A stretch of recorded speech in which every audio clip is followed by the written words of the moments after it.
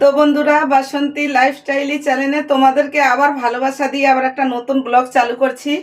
তো বন্ধুরা, আজকে আমার নতুন একটা ভিডিও এটাই।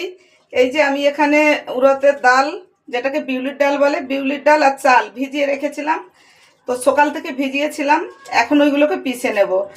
ওইগুলোকে আজকে মানে ধোসা বানাবো। হয় ধোসা বানাবো, না তো ইডলিও বানাতে পারি। চাল দিয়ে ডাল দিয়ে ইডলিও হয়, ধোসাও হয়, এমনি সুজিরও হয়, যে যেটা পছন্দ করে। তো আমি এতে চাল দিয়ে দিয়েছি আর ডাল দিয়ে দিয়েছি, তো পিষে নেবো।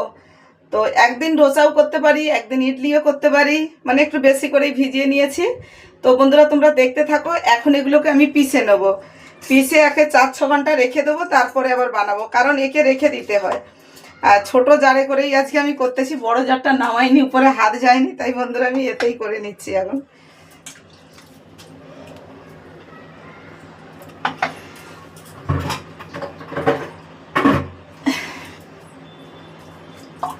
তো বন্ধুরা, আমি এখন এগুলোকে সব পিষে নেব।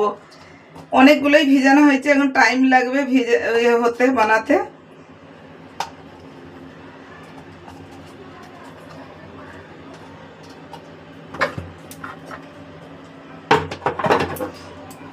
অনেক দিন পর মিক্সিটা খারাপ ছিল,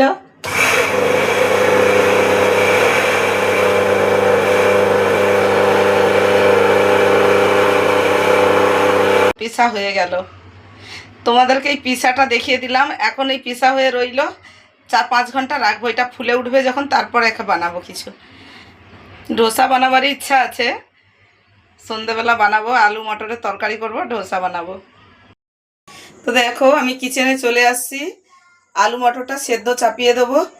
আর দুপুরে সেই এটা পিষে রেখেছিলাম, ডালটা চালটা, সেটা পিসাই আছে, ওইটা করব, ডোসা বানাবো। আর আলু মটরের তরকারি করব। আগে এটা সেদ্ধ চাপাবো, তারপর আমি আবার মশলা তৈরি করব। ওই যে মশলা ওতেই পিসবো আজকে মিক্সিতে। তো চলো আগে সেদ্ধটা চাপাই। তো দেখো বন্ধুরা, আগে এই যে কাটা ধুয়ে রাখা আলুটা দিয়ে দেবো।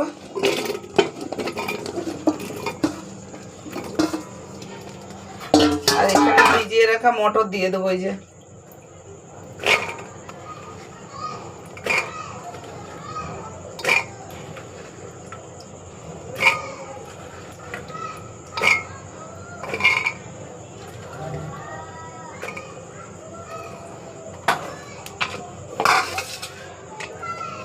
এতে পরিমাণ মতো জল দিয়ে দেবো।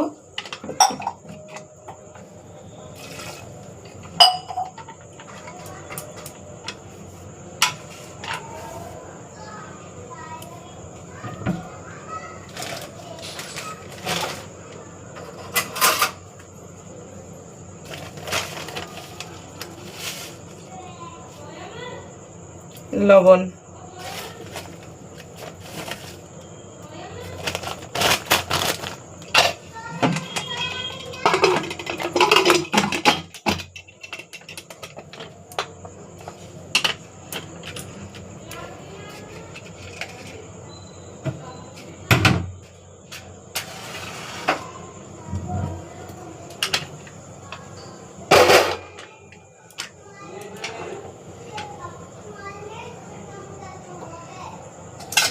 লাইটারটা বন্ধুরা খারাপ হয়ে গেছে আমার, সেই জন্য আমি ম্যাচিসে জ্বালালাম। লাইট কিনতে হবে একটা। তো চলো বন্ধুরা, এখন এটা সেদ্ধ হোক, ততক্ষণে আমি মশলাটা তৈরি করে নিই। এতে আদা জিরা লঙ্কা দেওয়া রয়েছে।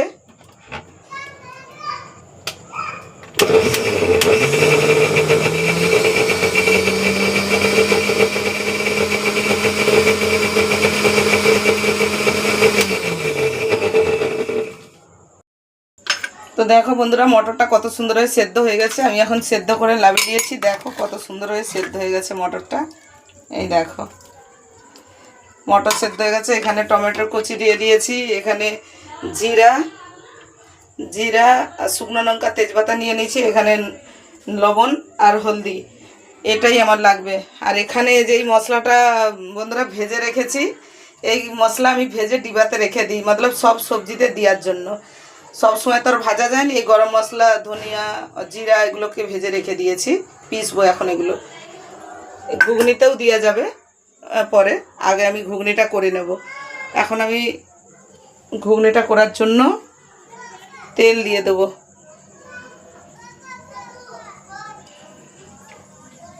তেল দিয়ে দিলাম কড়াতে। কড়াটা গরম হয়ে গেছে বন্ধুরা। এবার দিয়ে দেবো 5 ফোড়ন, তেজপাতা, শুকনো লঙ্কা।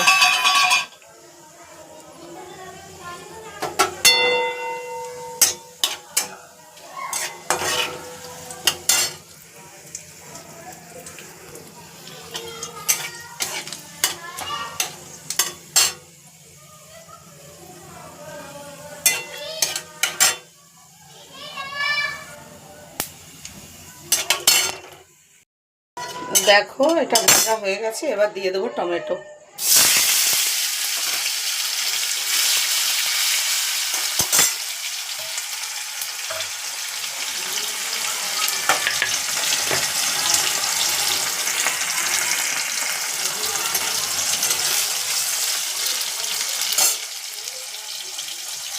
এতে একটু লবণ দিয়ে দেবো, তাড়াতাড়ি টমেটো গলে যাবে তাড়াতাড়ি।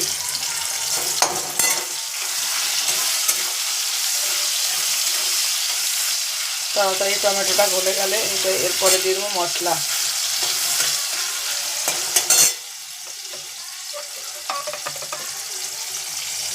এই যে বন্ধুরা, আদা, জিরা, লঙ্কা বাটা হয়েছে।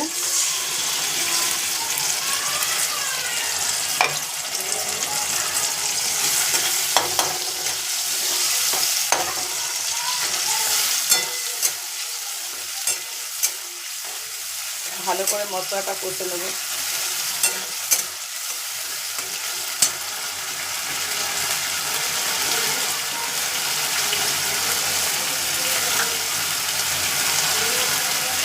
দিয়ে দেবো হলুদ।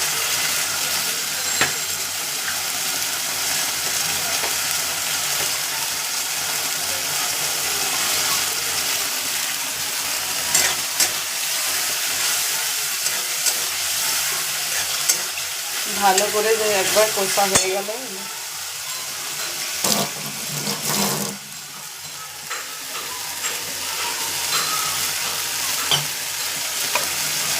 সামান্য একটু জল দিয়ে দেবো। এবার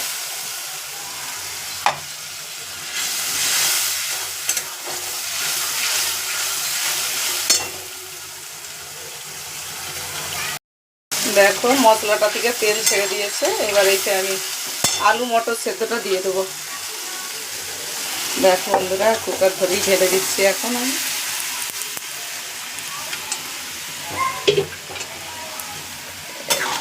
এটা একটু ভালো করে একটু কষাতে হবে।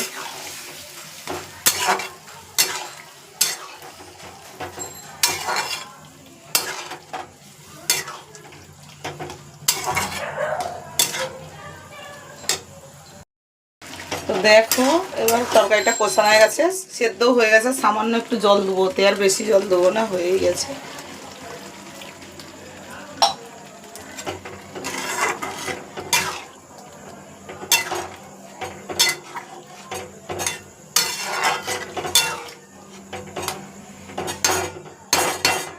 বাস এতটাই জল থাকবে বন্ধুরা, এটা সেদ্ধ হয়ে গেলে এবার নামিয়ে নেবো। ভাজা মশলাটা এবার গুঁড়িয়ে নেবো।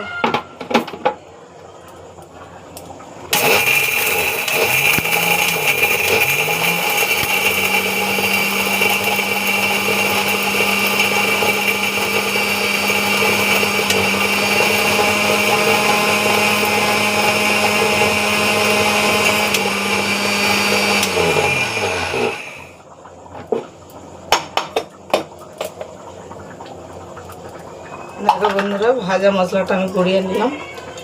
এটা তরকারি, সব তরকারি দেওয়া যাবে একদম ভেজে। গরম মশলা সব কিছু, মশলা, ধনিয়া, জিরা আর একটু ভালো করে পিষে নিই আর মিহি হয়ে যাবে।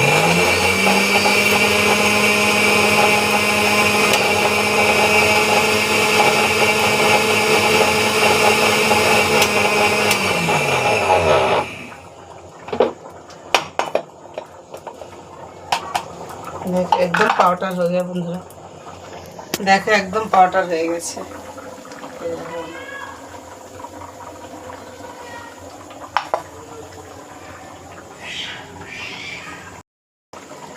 তো দেখো বন্ধুরা আমার তরকারিটা হয়েই গেল প্রায়। এতে এবার গরম মশলা দিয়ে দেবো ভাজা।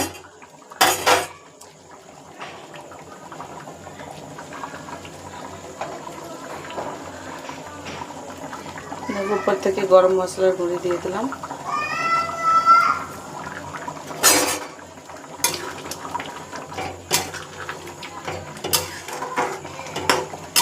তরকারিটাতে একটু রস থাকবে বন্ধুরা, কারণ ধোসা বানালে ওকে দিয়ে খাবে তো ভিজিয়ে। তো এমনিতে আমি মশলাওয়ালা করিনি, এইটা অন্য ধরনের করতেছি। এমনি চিল্লাম যেরকম বানায় এরকম করে বানিয়ে খাওয়া হবে, কারণ তরকারিটা এই জন্যই একটু রস রাখতে হবে। শুকনো করলে আবার খেতে অসুবিধা হবে। তরকারিটা আবার ঢেলে নিই আগে। তো দেখো বন্ধুরা কত সুন্দর হয়েছে তরকারিটা। দেখো কালারটা দেখাবো, দাঁড়ানো ঢাল।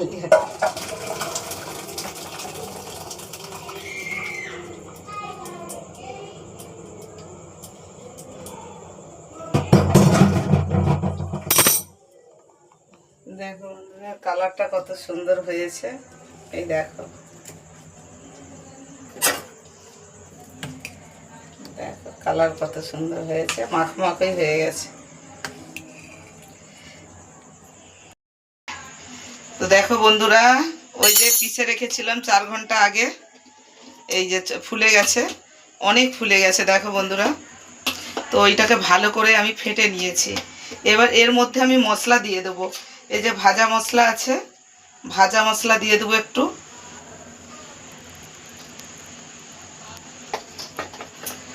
আর একটু লবণ দিয়ে দেবো, পরিমাণ মতো লবণ দিয়ে দেবো, যতটা জরুরত। আবারও ভালো করে এটাকে মেখে নেব। তো দেখো আমি বন্ধুরা এটা আমি ভালো করে মেখে নিলাম। আর ওইদিকে বসিয়ে দিয়েছি ননস্টিকের কড়া, ওইটাতে এখন তেল ব্রাশ করব। তো দেখো বন্ধুরা এটাতে তেল ব্রাশ করে নিলাম ভালো করে। এটা ভালো করে গরম করে নিতে হবে। তারপরে গ্যাসের আঁচটা ধিমা করে ওটাকে দিতে হবে, 1 চামচ করে দিতে হবে ওতে।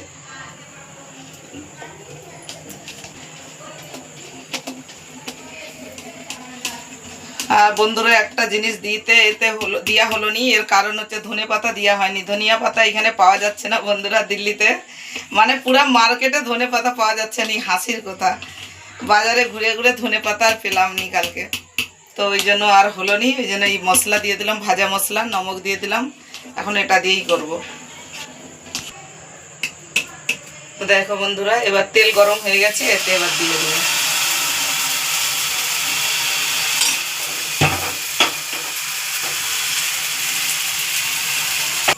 দেখো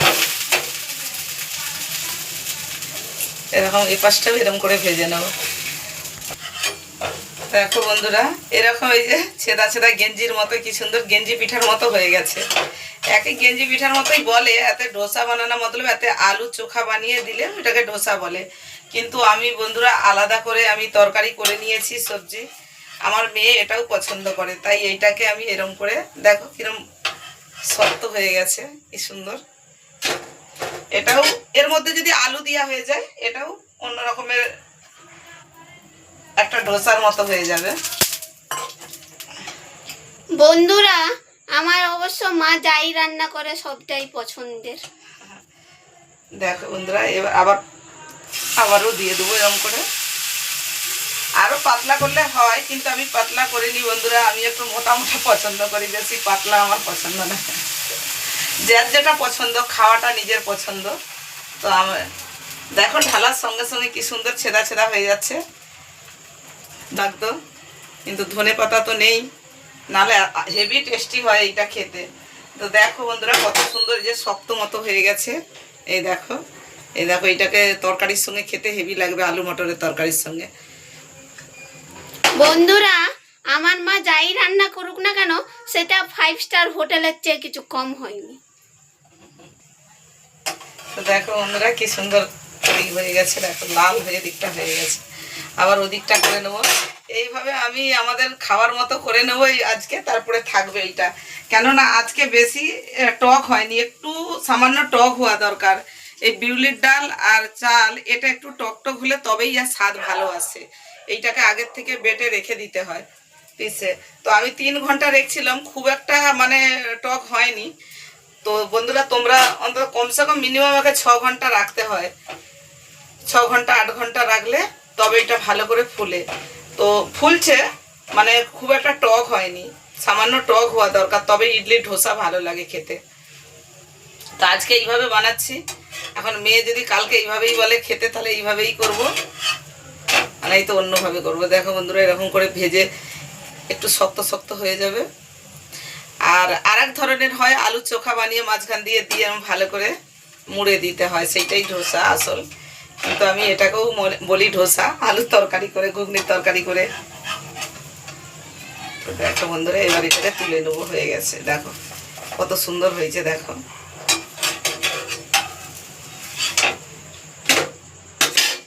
আবারও ব্রেস করে নেবো এতে।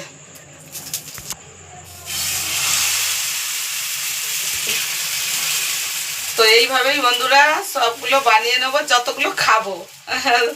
হ্যাঁ, এতগুলো তো আর সব বানাবো নি, যতগুলো খাবো নিজেদের মতো বানিয়ে নেব। তো দেখো বন্ধুরা, আমি পিঠাগুলো সব তৈরি করে নিয়েছি। এবার আমি আমার মেয়ে খাবো, আর খেয়ে কেমন হয়েছে তোমাদেরকে শেয়ার করব। এবার আমি খেয়ে টেস্ট করে তোমাদেরকে বলবো বন্ধু কেমন হয়েছে।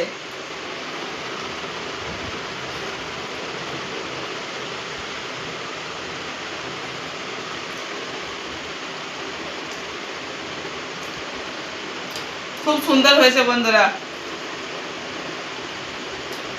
তোমরাও এরকম করে বাড়িতে বানিয়ে খেয়ে দেখবে। আজকের রেসিপিটা খুব ভালোই হয়েছে বন্ধুরা।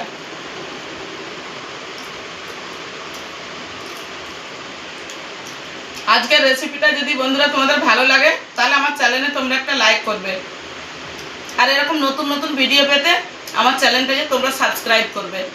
আজকের মতো টাটা।